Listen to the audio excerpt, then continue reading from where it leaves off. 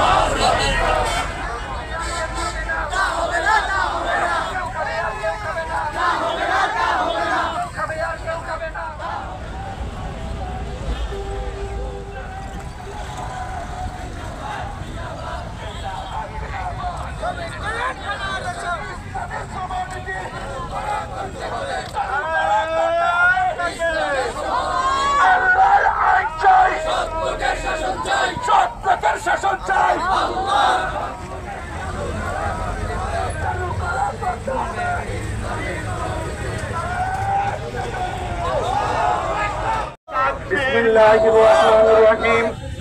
সম্মানিত শ্রমিক নেতৃবৃন্দ, সম্মানিত শ্রমিক ভাইরা, আজকে আমরা উপস্থিত হয়েছি এমন একটি পরিবেশে, যেই পরিবেশটি তৈরি করেছিলাম সেই 1886 সালের 1 মে। আমাদের বিশ্বের সবচাইতে মোড়ল দেশ ওই আমেরিকার শিকাগোতে হে মার্কেটের সেই শ্রমিকরা তাদের ন্যায্য দাবির জন্য একটি আন্দোলন সংগ্রামে বের হয়েছিল। অন্যায়ভাবে তাদেরকে হত্যা করা হয়েছে। তারই ধারাবাহিকতায় 1893 সালের সার্বিয়াতে শ্রমিকরা একটি আন্দোলন এবং র্যালি শুরু করেন।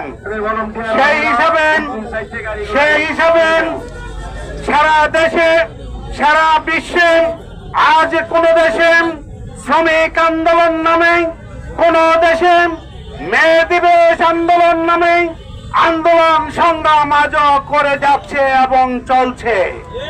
কিন্তু আমরা মনে করি, যদি এই শ্রম আন্দোলন বন্ধ করতে হয়, এই মে দিবসের আন্দোলন বন্ধ করতে হয়, তাহলে একটি মাত্র উপায়, সেটি ইসলামী শ্রমনীতি চালু করতে হবে।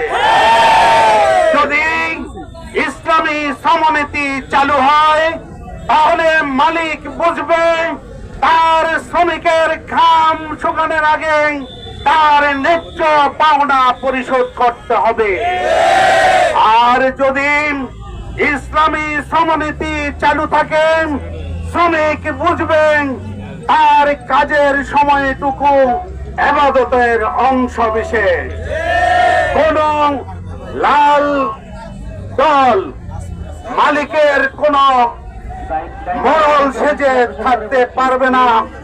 মালিকের কোন অন্যায়ভাবে বসে থেকে তাদের পাওনা আদায় করবেন না।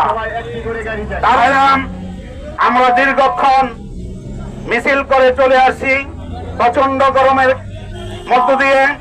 আপনারা যারা এই শ্রমিক সমাবেশে উপস্থিত হয়েছেন, র্যালিতে অংশগ্রহণ করেছেন, তাদেরকে বাংলাদেশ শ্রমিক কল্যাণ ফেডারেশনের নারায়ণগঞ্জ জেলা শাখা থেকে আন্তরিকভাবে মোবারকবাদ জানানো হচ্ছে।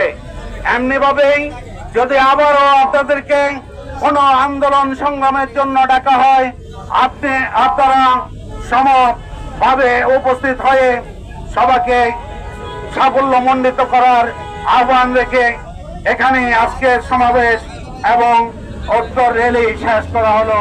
সবাইকে ধন্যবাদ। আসসালামু আলাইকুম। ওয়া রাহমাতুল্লাহি ওয়া বারাকাতুহু।